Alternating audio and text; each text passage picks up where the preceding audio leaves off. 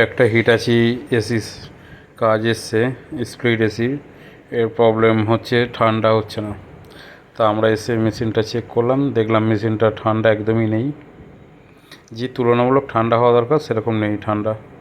মেশিনে gas problem আছে, gas shortage আছে, প্লাস মেশিন সার্ভিসও করতে হবে। তা দেখো Hitachi new model AC 822 gas. তা কীভাবে কি করছি এই দেখো 822। তা মেশিনটা আমরা অলরেডি খুলে নিচ্ছি। খুলে নিয়ে দেখো কীভাবে কি করছি দেখে নিও। তবে মেশিনের নোংরাও প্রচণ্ডভাবে আছে, ভালোভাবে সার্ভিসও করে দিতে হবে, কেননা সার্ভিস না করলে পরেও হবে না। তবে প্রত্যেকটা কাস্টমারের জানা উচিত সার্ভিস করলে হাওয়ার প্রেশারটা বাড়ে, গ্যাসের প্রেশারটা বাড়ে না। গ্যাসের প্রেশার বাড়াতে গেলে গ্যাসটা দিতে লাগে, আর গ্যাসটা লিকেজ থাকলেই গ্যাসটা দিতে লাগে। কেননা এই মেশিনের লিকেজ থাকলে পরেই দেখবেন আমার প্রত্যেকটা ভিডিওতে এটা কাস্টমারদের উদ্দেশ্যে বলা, কোনো মেশিনে গ্যাস না থাকলে আমরা গ্যাস যে দেবো তা না, গ্যাস না থাকলেই গ্যাস দেওয়া হয়। গ্যাস থাকলে সেই মেশিনে গ্যাস দেওয়ার কোনো প্রয়োজন নেই। কেননা মেশিনে গ্যাস না থাকলে মেশিনে আমরা দেখিয়েও দিই যে মেশিনের ব্যাক প্রেশার কী আছে। ইভেন ব্যাক গ্যাস দেওয়ার পর কমপ্লিটলি ব্যাক প্রেশারটা কী সবই দেখিয়ে দিই। তা কাজেই এখান থেকে অনেকেই অনেক রকমভাবে জানতেও পারবেন যে মেশিনে গ্যাস দেওয়ার আগের আর পরের ব্যাপারগুলো। যাই হোক, আমরা অলরেডি মেশিনের প্যানেল খুলে এই সার্ভিস করে নিচ্ছি দেখো। আর এবার কয়েলটা ভালোভাবে জেট পাম্প সার্ভিস করব। তাই এইদিকে একজন প্যানেল ধুচ্ছে আর এইদিকে একজন কয়েলটা ভালো করে ধোয়া হচ্ছে। এরপর বাইরে আউটডোরটা গিয়ে ভালোভাবে ধোয়াধুয়ি করে মেশিনের কীরকম কী ব্যাক প্রেশার আছে দেখে গ্যাসটা দিয়ে দেবো। তা দেখো মেশিনের কয়েলের কন্ডিশন কীরকম আর ধোয়ার পর কীরকম হচ্ছে।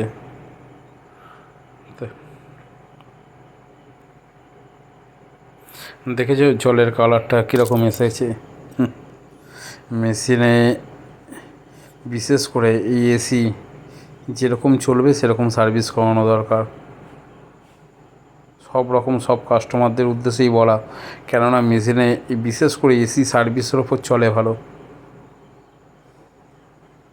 আমরা সব সার্ভিস করার পর প্রত্যেকটা মেশিন জল দিয়ে চেক করে নিই ড্রেন লাইনটা, কেননা অনেকভাবেই ড্রেন লাইনটা জাম হয়ে যায়। নোংরাগুলো ঠিকঠাক মতন পাস না করতে পারলে আবার কাস্টমার বাড়ি থেকে চলে যাওয়ার পর অনেক সময় অনেক বাড়িতে এরকম কমপ্লেন এসছে জল এক ফোঁটা করে পড়ছে। তাই হোক চেক করে নিলাম জল ড্রেন লাইন একদম ওকে। এবার দেখো আউটডোরটা ধোয়া হচ্ছে, আর এটা এমন একটা পজিশান 3 তলার ওপর। যাই হোক, ওপর দিয়ে ওরকমভাবে তো ধোয়াধুয়ি হয় না, তো ওখানটা নেমে আবার একটুখানি ধোয়াধুয়ি করতে হবে। যতটা পেরেছি আউটডোরটা উপর দিয়ে ধুয়ে কয়েলটার গায়ে যতটা পেরেছি জল দিয়েছি। তবে আরেকবার দেখাচ্ছি। তা অলরেডি এইদিকে আমাদের প্যানেল সেট করে দিচ্ছি। এই যে দেখো আউটডোর,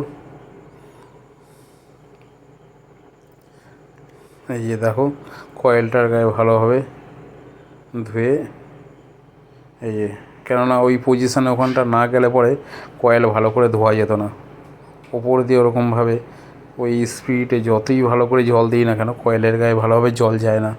তো ওখানটা দেখো সানসেট ওইভাবে বসে আমি এইভাবে কয়েলটা ভালো করে ধুয়ে নিলাম।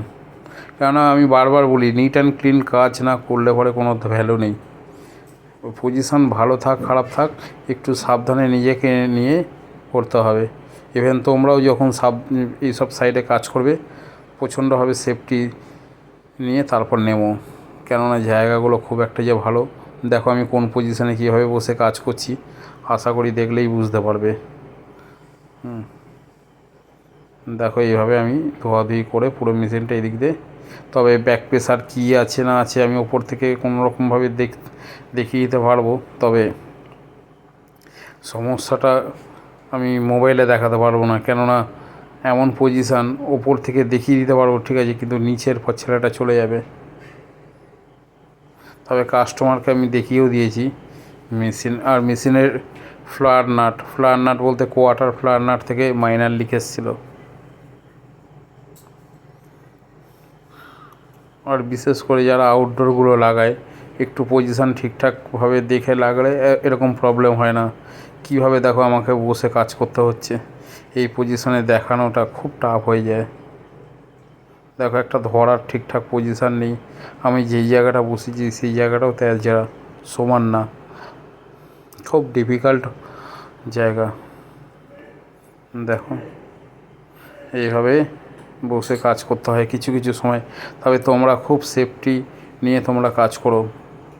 আমি সব নতুন নিউ টেকনিশিয়ান যারা বা যারা নতুনত্ব এই কাজে নামতে চাইছো, সব সময় সাবধানতা নিয়ে তোমরা কাজ করো।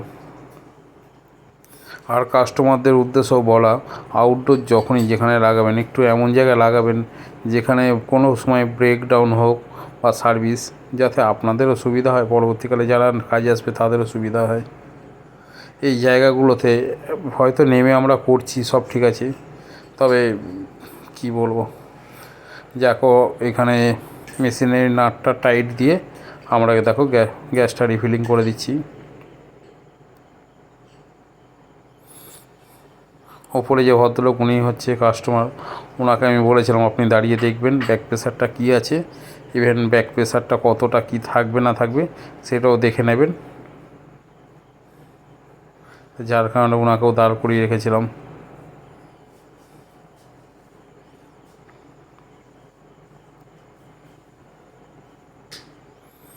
আর যখনই গ্যাস দেবে মেশিন চালিয়ে গ্যাস আস্তে আস্তে দেবে, একবারে কখনো কোনো সময় কোনো মেশিনে গ্যাস দিতে যাবে না।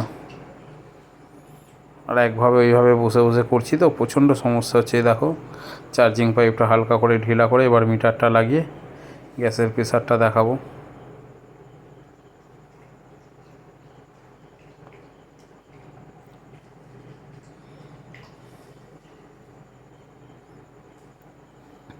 তবে এইটার ব্যাক প্রেসার ছিল 30 আর আমি রেখেছিলাম 70।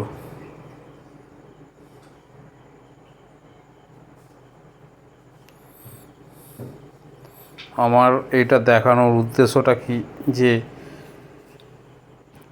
সব সময়ের জন্য আমি ব্যাক প্রেসার সামনে থেকে সামনে দেখিয়ে দিই কতটা কি, তবে আমার এটা দেখানোর উদ্দেশ্য তোমরা যখনই যেইভাবেই কাজ করো না কেন কাস্টমারদের দেখিয়ে দেবে ব্যাক প্রেসার আগে কী ছিল, পরবর্তীকালে ব্যাক প্রেসার কী হতে পারে না পারে। আর বিশেষ করে স্প্লিটে লিকেজ প্রবলেমটা বেশি, উইন্ডোতে এই প্রবলেমটা নেই, স্প্লিটে লিকেজ প্রবলেমটা বেশি। এ দেখো আমি আবার খুলে চার্জিংটা ঢিলা করে দিলাম, করে দিয়ে আমার এইদিকে কমপ্লিট হয়ে গেল, ওনাকে ব্যাক প্রেসার আমার দেখানো কমপ্লিট। এবার এদিকের কাজ কমপ্লিট আর আমার মেশিনও কমপ্লিট। চলো এবার ইনডোরে গিয়ে দেখা হচ্ছে। আর এদিকে আউটডোর ঢাকনাটাও লাগিয়ে দিলাম। আর লিকটা চেক করার মতন কোনো দেখার মতন প্রয়োজন মনে হয়নি, কেননা যেইভাবে টাইট দিয়েছি ওখান থেকে লিক হবে না। মেশিন আমার কমপ্লিট।